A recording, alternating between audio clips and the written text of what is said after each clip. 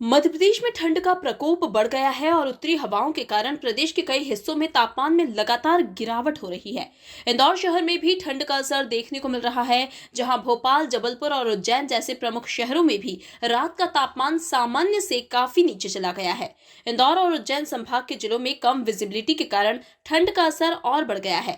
मौसम विभाग के अनुसार जम्मू कश्मीर और लद्दाख में बर्फबारी के साथ जेट स्ट्रीम हवाओं के प्रभाव से मध्य प्रदेश में सर्दी का असर बढ़ रहा है। इसके साथ ही आने वाले दिनों में तापमान में और गिरावट होने की संभावना है।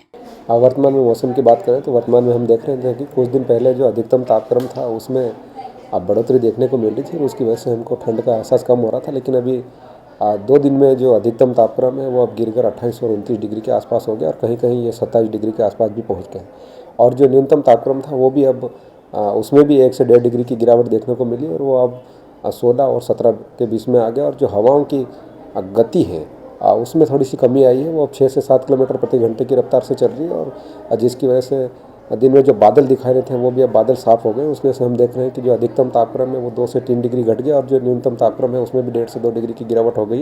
यानी कि हम ये कह सकते हैं कि जो ठंड का जो टेम्परेचर हमको नवंबर फर्स्ट वीक में देखने को मिलना चाहिए था वो अभी 15 दिन बाद में देखने को मिल रहा है। यानी कि अधिकतम और न्यूनतम तापक्रम में जो एक औसत अभी होना चाहिए वो अब देखने को मिल रहा है। और आने वाले समय में हम इस दृष्टि से अगर देखें तो जो अधिकतम तापक्रम है वो और 1.5 से 2 डिग्री गिरने की संभावना है और जो न्यूनतम तापक्रम है वो भी 1.5 से 2 डिग्री और गिरने की संभावना व्यक्त की जाती है। ठंड इस बार हमको देखने को मिलेगी, लेकिन वो जो 15 दिन का ड्यूरेशन शिफ्ट है 2 सप्ताह का वो दिखाई देगा। ये जो थोड़ी सी लेट शुरू हुई है तो ये ठंड इस बार हो सकता है हमको बाद तक दिखाई देगी। और ठंड इस बार ये कह सकते हैं हम कि जो ठंड की अवधि है जो 7 दिन 10 दिन रहती थी वो ठंड की अवधि बढ़ी हुई दिखाई देगी।